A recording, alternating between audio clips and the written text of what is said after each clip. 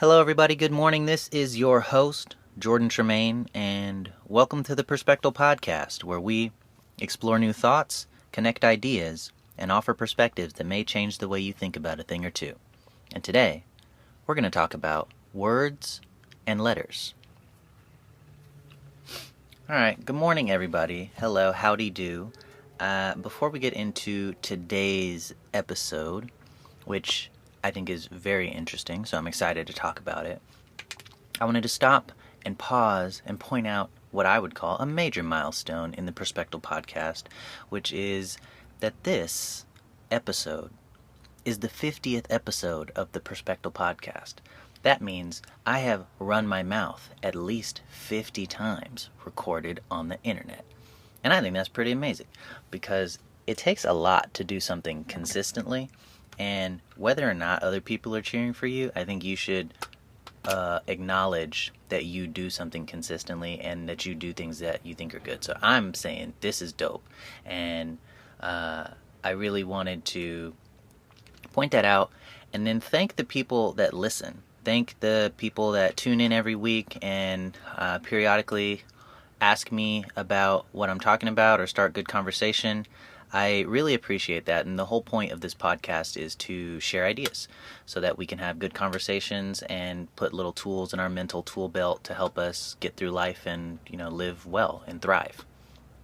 So I know that if you go back and listen to the What is a Perspectal episode, I talk about how a perspectal is a part of an idea, or it's a facet of a perspective, where the idea of these Perspectal podcasts is to give one idea or one different new perspective or one thing to think about every week. And sometimes things build on each other and sometimes things don't. And that's just how life is. But there's a lot of cases with these episodes where they build and build and build on each other. So in order to get the full version or the full depth of the concept, you have to listen to some previous episodes. You have to have some prerequisites if you listen to that podcast. And I've noticed that as I've had more and more episodes, in each episode I always tell you the direct prerequisites. Oh, go back and listen to this episode. But if you go back and listen to that episode, I might say, oh, go back and listen to this episode, and on and on and on. And it can be kind of confusing to figure out which episodes line up to what you're trying to listen to right now if you want to go back and do the history. So in honor of this 50th episode, if you guys go to jordantremaine.com, which I'll put the link in the description, that's kind of my landing page for the philosophy and critical thinking stuff I do, which Perspectal is a part of that project, the PACT project. If you go to jordantremaine.com and go to the podcast page and scroll down to the bottom, I have created a Perspectal podcast episode flowchart to kind of guide everybody in how the episodes build on each other. And this is something that I think is really cool because it shows you the progression of the different ideas and how they build into each other, which kind of is one of the reasons why I'm doing this podcast, is to show how ideas build and how you learn things over time and how everything's not just separate and floating, but there's connections between things. And the more that we build those connections, I think the better lives we can live. So this is kind of like proving that out and giving people a roadmap to do that. And then I made the flowchart as an actual literal roadmap to walk you through the different episodes. So head down to Jordan Tremaine and check that out. I think it's pretty cool. It's a little blurry, so you click on it and then it becomes like bigger so you can look at it. It's best to look at it on a desktop because it's 50 episodes, so it's a little bit of a confusing flowchart, I think, to look on a little tiny Apple Watch screen or something like that. But it's there, so check that out, and I hope you guys enjoy that. This podcast, I do also want to do some shout outs because this podcast is the product of not just myself, but a lot of people supporting me and kind of helping to give me a platform so I can even do these kind of things. And I've been working with some folks that initially helped me to start the PACT project and gave me the encouragement to do that and start teaching workshops again and stuff like that. And we've come together and started this thing. There's a new Instagram page called @CommonGroundFamily. I'll put that in the description too. But we're starting to not only have more packed events where we do philosophy and critical thinking workshops, but we're also encouraging the community to do other type of events where this podcast, hopefully it turns into a conversation for you somewhere down the road. I say that all the time because I think participation is really the key to building community and building relationship and having a good life and, like, being a part of the world. You have to participate. You can't just show up and watch all the time. You have to be on stage sometimes, or you have to interact. And so the Common Ground Family Project is about creating platforms where people interact and people participate and people join the community and learn about each other. And we know our neighbors' names, and we've been to a paint night with them. We've been to a philosophy workshop with them. We've gone to the museum with them. And so the Common Ground Family Instagram page is kind of the landing page for all the events that we're doing through that. And you can find all the events that I do on that page or my page, Jordan Tremaine _ at Jordan Tremaine _. Yeah, I'd say check that out if you are in the Southern California area and you're looking for some positive things to do, which includes all of the stuff I do. But that's pretty much it. So I hope you keep listening. I hope this is something that benefits you. And thank you again for listening. I really appreciate it. So on to today's topic, which is words and letters. I think this is really interesting, and I know I say that a lot, but I'm trying to be sincere, and I think this is really interesting, which is why I'm sharing it. I had a conversation with an old man, and it was a really long conversation. It was probably like 10 hours long or something like that. But sometimes when you're having a good conversation, time just flies by, so that's just what happened. But anyways, we were going over something like pretty complex, and we were like getting in there, and this concept came out, and then later in the conversation we kind of boiled it down to this example because we were trying to make sure, is this what you mean? And you explain, oh, is that what you mean? Oh, is it kind of like and the concept kind of got boiled down into this concept of words and letters. And when both of us were like, oh, that's a really good way to put it, then as we progressed through the conversation after that, it was really nice to have, oh, this is the words and letters thing again. This is the words and letters thing again, where we just said that and we didn't have to go through the concept again. We had a name for the concept, so we just used that and moved on, and it really helped flow the conversation. And I think it's a good tool to help with facilitating conversation, with organizing ideas, and kind of navigating reality. So we're going to get into it, and I am explaining this concept, which is a big concept that can apply to a lot of things. So the way I explain today's concept, I really, really would appreciate if you didn't think of it specifically as something for the English language. This is for a lot of different things, and I'm using the English language just as one example to explain the concept. But this exists in so many different areas, which we'll get into a little bit later. But while we're listening, I would encourage you not to be like, oh, this is for English. English is just something I'm using as an example. So here we go. So if you're learning English, like let's say English is your second language and you are showing up to class and it's your first day of English class, like intro to English. You don't know any English, you're going to start from scratch. And you're going to have a teacher and a whiteboard, maybe a blackboard. Or maybe it's Khan Academy, I don't know. But we're learning from scratch, and we're going to learn in a formal way. What do you start with first? And I would think that before you started, like in terms of formal written English, the first thing you would start with is your letters. And your letters, they have names. Your letters have symbols, which are capital and lowercase. Your letters have order, which whatever order they go in the alphabet, and then they have pronunciation. There's different components to what each letter is and how it exists inside of English, And you learn all those things. You learn how to write them, you learn how to say them, you learn what their names are, and you learn what order they are. And you get pretty good at that. Practice that a little bit. Do some worksheets, I guess, if your teacher's prescribing worksheets, because a lot of teachers like to do that.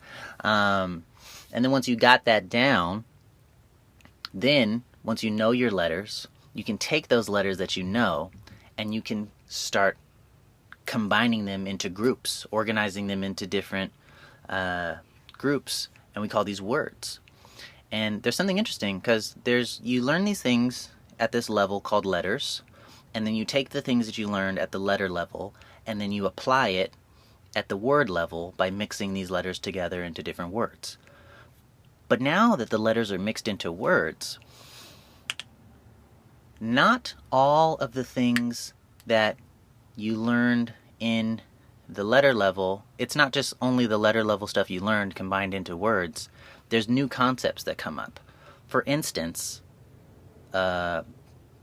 silent letters. Now that we have words, the pronunciation of a letter can be different than what you learned at the letter level because it's inside of a word. Like the word scent has a C, but C goes k, but scent doesn't have a k. And so that's kind of an example of something new has popped up because we've moved from one level to the next level, from going from words to letters. Now we have sounds that are not the original sound because of context inside of the word. Then we can mix uppercase letters with lowercase letters. Then we make all these really strange words. And so we could do that for a long time. And then you get definitions too. Definitions are not a thing that exists at the letter level. But you mix letters into words. You get good at that. And then after that, you kind of rinse and repeat. You take the letters, mix them into words. And once you got that, you take the words and you mix those. And you get sentences. And this is where I think it starts getting really interesting, because we had letters, and we mixed those letters into words, and that got a little more complicated because now that we have words, we have like silent letters, or the pronunciation of a letter changes, but we can deal with that. That's not too much more complicated. But once we start mixing words into sentences, now we start dealing with stuff that we didn't have to deal with at the lower levels. In sentences, we have things like punctuation and grammar. And sentences normally are trying to explain a message. So they're trying to say like the cat sat, or the bat flies, or something like that. And punctuation and grammar and message are things that don't exist at the word level or the letter level. Like they arise, punctuation and grammar arise because we're stringing words together. So if you're a person that is learning your letters, or if you're a person that only knows words but you haven't gotten to sentences yet, I can't talk to you about grammar because that's not something that exists for you yet, because you're not at the level where that kicks in. As you go to each level, new things arise. There wasn't an analog for that. There wasn't something similar to that at the lower level. It only kicked in because you got to the higher level. And now that you're at the higher level, now we can start talking about it.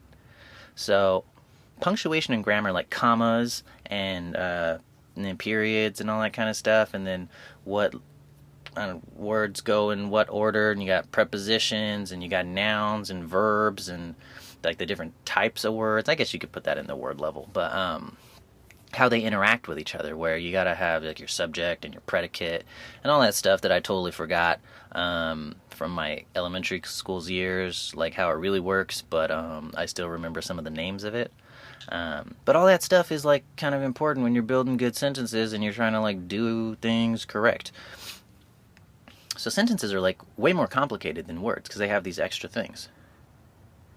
And we follow this progression. We keep this rinse and repeat thing where we started with letters. We grouped the letters together into words. Now we have words. We group those together into sentences. And now we have sentences. And what happens when we group sentences together? We get paragraphs. And that's kind of the next level. And in paragraphs, which are groups of sentences, more things kick in that we're not at the sentence level or the word level or the letter level. Like we have sentences that have a purpose. Like we have introduction sentences and conclusion sentences and body sentences, and sometimes sentences are somebody is talking, like, quotation mark sentences and stuff like that. And then we have formatting. Like, that wasn't a thing when I was writing sentences, but now, like, if I'm going to write a paragraph, I may have to indent the first line or something like that. And I start kind of forming the basic version of a story, because now I can say a couple of things with my paragraph. And this is great. I'm being able to build more complex things. I'm being able to share ideas in a more organized way. But what I'm getting at is, if I'm learning about paragraphs right now and I'm trying to talk to somebody about formatting, like I'm having trouble formatting my paragraph, if you're learning about words and I'm trying to talk about formatting, that's like a foreign language. Even though it's all English, formatting kicks in at the paragraph level. And if you're not at the paragraph level, and everybody can be at whatever level they're at, I'm not trying to judge anybody or call anybody anything. Like, some people are in freshman level classes and some people are in senior level classes. Nobody's dumb, nobody's a genius. And in this example, I'm not trying to call anybody anything. I'm just saying people are at where they're at. And some people are at the word level and some people are at the paragraph level. And if you're at the paragraph level and you're trying to talk about formatting with somebody that's at the word level, it's like they're not going to get it. It's going to fly over their head. They're going to like logic fuse or logic alias, because they're missing the prerequisites. So if you have listened to those episodes about logic fusing and prerequisites and logic aliasing too, that's kind of what you're at risk for doing, because you're talking about something that a person doesn't really have the tools to digest or understand or respond to. And this right here, I think, is where things, in terms of learning English, we're like climbing this ladder of learning English. This is where things start getting very interesting. Because so far, we've been climbing this ladder. And it's been a very narrow, like a straight line progression. Okay, I learned my letters, then I learned my words, then I learned my sentences, then I learned my paragraphs. And that's like, one step, one foot in front of the other, and you're kind of walking down the sidewalk. But once you know paragraphs, that's kind of like the basic unit of starting to get into real English. Because now that we have all our basic tools, we can start like finessing our tools or start using them in ways that are more interesting. And I'm saying this because people take their paragraph knowledge and they move it in different directions. And so what started out looking like a straight line progression, or climbing up a ladder, learning my letters, then my words, then my sentences, then my paragraphs, it really starts looking more like a tree. Because after we get to paragraphs, things like branch out in different directions, and you can follow different paths. And some of these paths is like, I can use the knowledge I learned at the paragraph level to write essays. I can use it to write books. I can use it to write user manuals or poetry or screenplays or stories. And they all use letters and words and sentences and some form of a paragraph. But the style of them, the meaning behind them, why you would write a certain thing and not another thing, start becoming different because of the context or what you're trying to achieve. And this, I think, drills down way, like, it makes what I'm trying to explain very apparent in my mind, where, like, let's pick poetry. Like, if you took this path and you learned your letters and you learned your words and you learned how to make sentences and you wrote some paragraphs, and now you're going to write poetry. And in poetry, like, a paragraph of poetry is called a stanza. Poetry is very interesting because poetry involves things like plays on words and hidden meaning and inside jokes. And poetry can even purposely misuse things like punctuation and grammar for effect. And if you don't know the rules of punctuation and grammar, if you don't know the definition of words, then you're not going to understand that the poet is purposely misusing these for a certain effect, because you don't even know the original use for it. And it'll be even more confusing. Not only is, like, if you're at the sentence level, not only is poetry difficult because you don't have the tools to write paragraphs the correct standard way, but the poet is purposely breaking the rules. So that's like, so hard to understand, and it can be very frustrating, and it can cause arguments or animosity or separation. It could cause all these things with the frustration of miscommunication. But that doesn't make poetry bad. Poetry is beautiful, and poetry is great. But sometimes it's difficult to understand, or we can get into situations where, like my friend is really good at poetry, and he can say poetry, he can write poetry, he's good at making poems. But if he's really hard set on explaining a poem to someone or getting someone to understand his poem, but they're not at poetry level, they're at word level, that might cause a lot of frustration because somebody's trying to explain something that the other person doesn't have the tools to understand. Or vice versa, if someone's trying to understand something that they don't have the tools to understand. Because in the first case, the explainer is doing, I'm trying to explain this to you. And in this case, the listener is like, I'm trying to understand, which hopefully both happen at the same time. But that's two separate things. So looking from the listener's side, if they're trying to understand, but they don't have the tools to do the understanding, they don't know the rules, and then they don't know the rules enough so they can break the rules or appreciate someone else breaking the rules, they'll probably do something like logic alias, which, if you listen to that podcast, is something that can cause confusion. And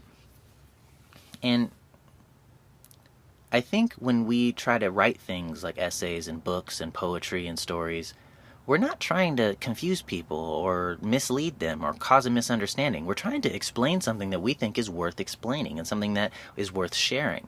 But we can get caught up in these systems of explaining, like English is a system of explaining. It's a language where I may not realize that the other person isn't ready for what I'm telling them. They don't have the prerequisites for it, and it can cause some misunderstanding and some frustration. So, some examples of this. I do book reviews. I have a channel on YouTube. I'll put a link in the description, I guess, where I do book reviews. And some of the books I read are very complicated, and they make my head hurt. But I like stuff that stretches my mind. And I think this words and letters thing applies a lot there because I'm the listener. I'm the reader in this case, and I'm trying to understand what the author is saying. There's books like Gravity's Rainbow or Diaspora that it took me 3 months to read Gravity's Rainbow, and it was horrifically difficult the entire time. The book still doesn't make any sense to me, and it was very difficult to read. And then Diaspora, I had to read it twice, and it made more sense in Gravity's Rainbow, but it was still very difficult to read. And I had to kind of step into the universe that the author had created. I had to learn some of the rules. I had to get some of the words and letters and get a little deeper into their universe to figure out what they were saying. And it took some time, and it was a little bit frustrating. But I'm glad I did that. And that's kind of an example of this, where I know in this podcast I feel like I talk a lot like I'm the expert and the other person is misunderstanding. But in the cases of these books, I was not the expert, and I was just misunderstanding everything. But I think it's good to be both. And that's kind of that.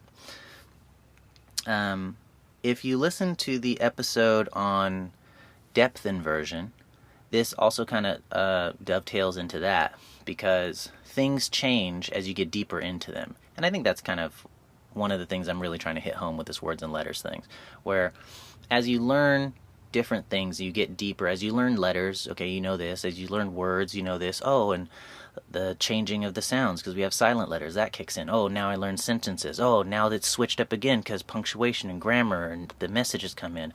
Oh, now that I'm learning how to put paragraphs together. Now, oh, there's different types of sentences, like intros and conclusions. Oh, paragraphs have formatting. Oh, hey, look, this is kind of like a story. I'm starting to put the story together. And then now I can take that and write essays or books and manuals and all these different things. As you get deeper into things, they change. And I think that's natural, and I think that's good, and I think that's what happens when you're getting deeper into anything that has any merit. It changes. And to expect you to just expect to get deeper and deeper into something and not have paradigm shifts or not have your ideas change or your perspectives change on stuff because you're deeper into it, I think it may inhibit you from actually enjoying what the depth of the thing has to offer. So if you're interested in that, you can go listen to the Depth Inversion podcast. But this is basically the whole concept of words and letters, where as you move from letters to words to sentences to paragraphs, there's different things as you progress that make it more complex over time. And sometimes it's important for people to have the prerequisites before you even start the conversation. This idea, I think, can help identify when people are not talking on the same level, and can help you to reframe how you explain things or take things to a level where both of you guys can play a good game and both of you guys can have a good conversation. I don't think this is about calling people dumb or anything like that. I think this is, if I can talk in paragraphs and you can only talk in sentences, then let's both talk in sentences, because that's something we can both do.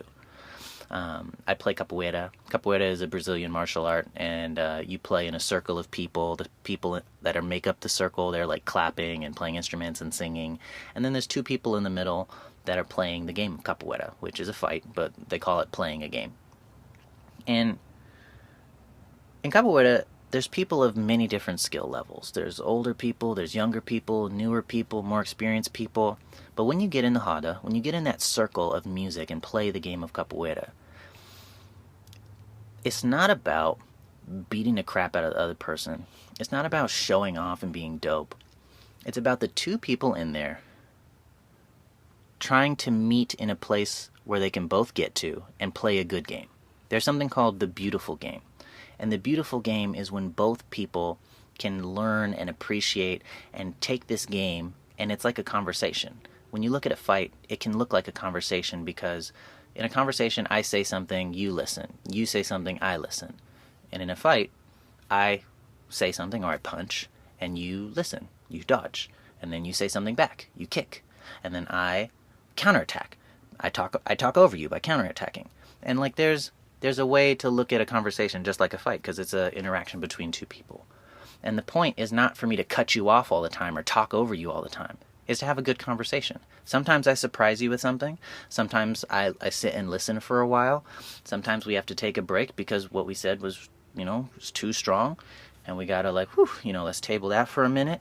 And sometimes somebody throws an attack that's too strong and we gotta be like, whoa, let's calm down before we get too heated. But the point is to have a good game. The point is to have a good conversation. And you can't have a good conversation when somebody's talking in poetry and the other person can only understand words, and the person just keeps talking in poetry, because the person that only understands words isn't going to understand anything, and they're just going to get frustrated. You both have to talk words, because that's the highest level that both of you can get to. And I think meeting people where they're at is important if you want to have good relationship. I don't think that you should hide yourself and there's a way to look at this where you feel like you're dumbing yourself down all the time. I don't think that's what I'm trying to say, where you shouldn't have to hide who you are and never speak poetry. But you shouldn't, I don't think it's productive to flash your poetry around and keep shouting poetry when nobody can understand you.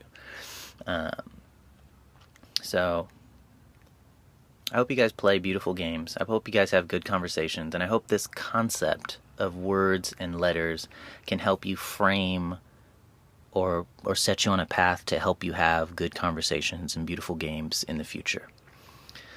Something that's interesting, because this is the Perspectal podcast, is that actually the thing I'm talking about with letters and words and sentences and paragraphs and essays, this progression in order to get to something more complex, but that can help you explain what you're actually trying to explain, or help you communicate in a way that is good and can be very beautiful, is kind of the whole point of this podcast, where I'm building concepts. I start with one thing and then I build to another thing and another thing and another thing.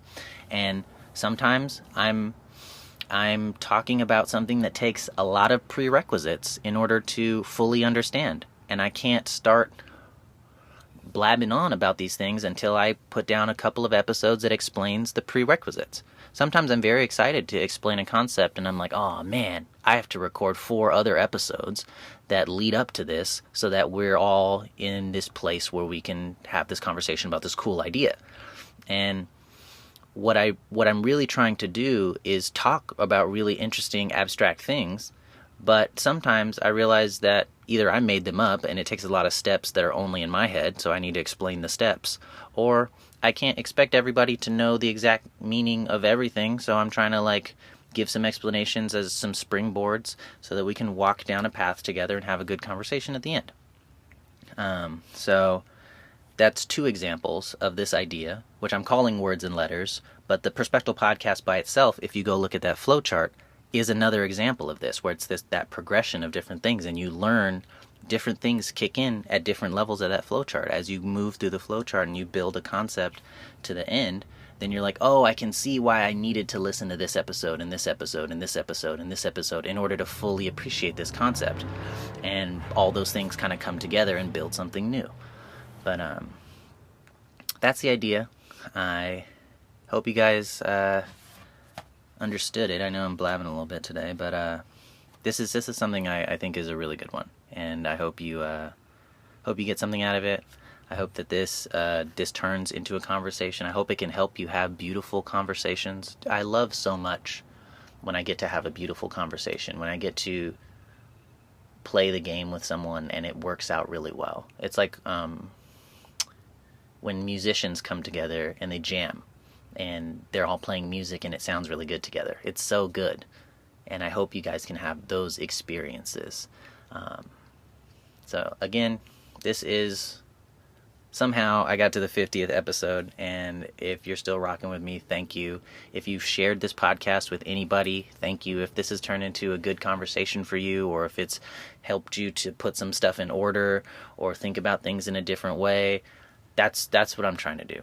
And I appreciate the people who share this and who listen and who think and who try to challenge what's already in their mind and learn and grow. That is very difficult, and it can be a lot of work, and I appreciate anybody who even tries, even if it doesn't work out. So thank you guys. I appreciate you guys. And if you want to take a look at that flowchart for how the episodes progress, check out the link in the description for jordantremaine.com, and you go to the podcast page, scroll to the bottom, and boom, it's right there. So whatever kind of day that you're having, I hope that it's a real day. I hope that it's something that you have the tools to deal with, and if not, you're on your way to getting the tools. I hope that this concept of words and letters is something that that you understand. Number one, I don't want to just say a bunch of stuff that nobody understands and talk poetry when everybody's at the sentence level. And then 2, I hope that you can take this concept and turn it into beautiful conversations and questions and good engagements in the future. So this is Jordan Tremaine with the 50th, oh my gosh, the 50th episode of the Perspectal podcast on words and letters. Thank you for listening, and I'll see you guys next time.